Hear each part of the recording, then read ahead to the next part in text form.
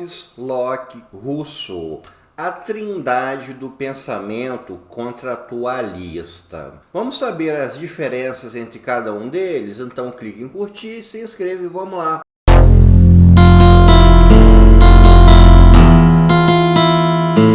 Pensamento contratualista, que tem como seus principais representantes Thomas Hobbes, John Locke e Jean-Jacques Rousseau, tem como característica um processo histórico em que a sociedade é dividida em duas etapas. A primeira etapa é o estado de natureza, a segunda etapa a sociedade civil. E o que divide as duas é um contrato social. As pessoas do estado de natureza firmam um contrato entre si, esse contrato dá origem ao Estado por algum motivo e a partir da origem do Estado vai existir a sociedade civil. Então vamos ver como cada um desses pensadores concebeu essa ideia das pessoas firmarem um contrato entre si para a criação do Estado. Vamos começar com o Thomas Hobbes. O Hobbes, o pensamento dele, no seu livro Leviatã, ele fala sobre um Estado forte, um Estado autoritário. Ele pensa que o Estado tem que ter força para inibir a maldade do ser humano. Segundo Hobbes, o estado de natureza é um estado em que o ser humano vai estar sempre em conflito um com o outro. O ser humano vai estar sempre fazendo mal um para o outro. Ele próprio teceu uma frase muito famosa que diz: o homem é o lobo do homem, ou seja, o homem seria o seu maior predador. Então, a formação do Estado deveria justamente existir para que essa maldade fosse suprimida. Os seres humanos criariam esse contrato social, criariam o Estado justamente para existir uma entidade que os protegesse, que fizesse com que uns não causassem um mal para o outro. Então, o Hobbes ele pensa um Estado como um sistema administrativo, como uma série de engrenagens que funcionem de forma a colocar ordem na sociedade. Ele fala justamente sobre o Leviatã, que é um monstro mítico, ou seja, o Estado seria justamente uma espécie de monstro, uma criatura muito poderosa que colocaria medo nos seres humanos, que colocaria os seres humanos para andarem dentro da linha, para se comportarem dentro de uma forma que se fosse necessária. Então a sociedade civil nasceria justamente com um Estado forte que inibisse o mal. O pensamento do Hobbes foi um fruto da Paz de Westfália, que deu fim à Guerra dos 30 Anos. Com a Paz de Westfália, aquele modelo do rei, do reino que é formado pelas possessões do rei, isso começou a minar e começou a surgir a ideia do Estado-nação, do Estado como uma instituição burocrática, como uma instituição formal, e o pensamento do Hobbes casa justamente com isso, com o momento em que você tinha uma estrutura burocrática surgindo. Então o Leviatã que ele fala é justamente essa estrutura administrativa que começava a surgir. É muito comum levar o pensamento do Hobbes para um lado muito autoritário, que ele pensaria que o rei, a pessoa que detém o poder, seria necessariamente um déspota, um tirano, alguém que faria uso arbitrário do poder. Essa realmente é uma leitura que pode ocorrer, mas a gente pode enxergar isso por outro lado, de que o Estado ele precisa ter força para poder agir. Tem uma frase, salvo engano, do Pascal que diz que força sem justiça é tirania, justiça sem força é inócua. Ou seja, para que haja justiça é preciso que haja força. Você ter o ideal da justiça, sem você conseguir fazer o uso da força, você não vai fazer nada.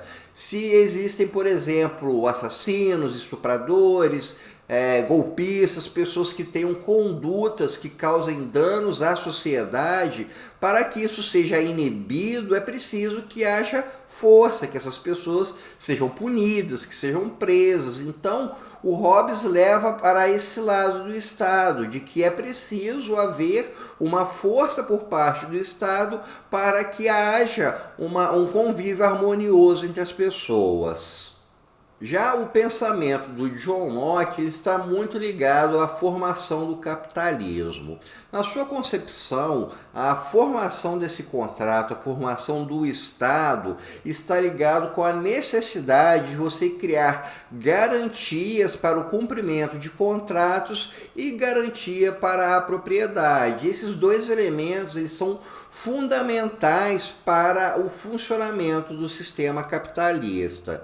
No sistema capitalista, a gente tem um contrato como uma das principais formas de sustentar esse modelo econômico. Por exemplo, se você vende o seu carro, a pessoa vai te pagar. Isso é um contrato que é estabelecido. Então, se a pessoa não te paga, você vai acionar a justiça para a justiça te forçar a pessoa a te pagar. Se você compra uma casa de alguém, você assina lá o contrato, você paga, aí quando você vai ver a casa não existe, só tem um terreno sem nada, a pessoa te deu um golpe. Então, o Estado ele serviria justamente para forçar o cumprimento de contratos e também para dar a garantia de propriedade. Se uma pessoa investe um capital para montar uma empresa, ela precisa ter garantias de que a empresa é dela, e quem vai dar esse tipo de garantia é o Estado. Você paga um plano de saúde, é um contrato que você firmou.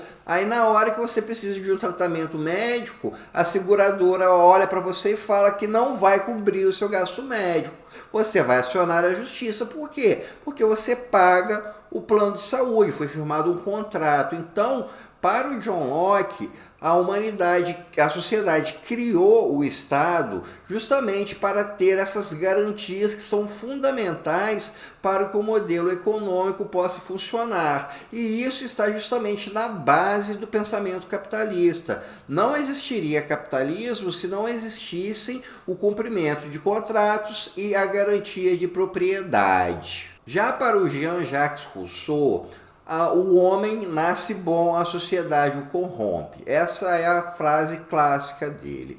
Ele pensa que numa sociedade de natureza, o ser humano seria bom, a natureza humana é boa, porém a existência da sociedade o corromperia. Existe até um parênteses curioso sobre isso, né? Se a sociedade corrompe o homem, quem é que cria a sociedade? É o próprio homem, então haveria um certo paradoxo nisso, mas isso aí é assunto para uma outra discussão. Então o Rousseau pensa que o ser humano é bom por natureza, mas ele perde essa bondade. Então o Estado é criado, o contrato social ele é firmado para você tentar justamente resgatar a bondade desse ser humano. Tanto é que um dos pontos que o Rousseau muito trabalhou foi com relação à pedagogia, com relação à formação moral do ser humano, com a formação de caráter, para que houvesse um bem viver, para que a bondade inata do ser humano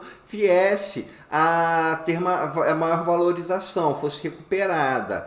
Mas o Rousseau ele ficou famoso na sua ideia de contrato social porque ele foi um dos principais pensadores do modelo democrático. Ele criou o conceito da vontade geral. O contrato social, no pensamento dele, teria um estado em que a vontade geral seria o determinante do que o Estado faria. Então, essa vontade geral seria a vontade da população, seria a vontade do povo. Então, o Estado deveria funcionar conforme aquilo que o povo desejasse. Então, dentro do pensamento do Rousseau, a gente vai ter as bases para a democracia. Tanto é que o seu pensamento foi um dos mais relevantes para que houvesse toda uma série de mudanças dentro do modelo político para que a gente tivesse a democracia nos moldes como temos atualmente. Então, pessoal, isso é tudo por hoje. Espero que vocês tenham gostado e até o nosso próximo encontro.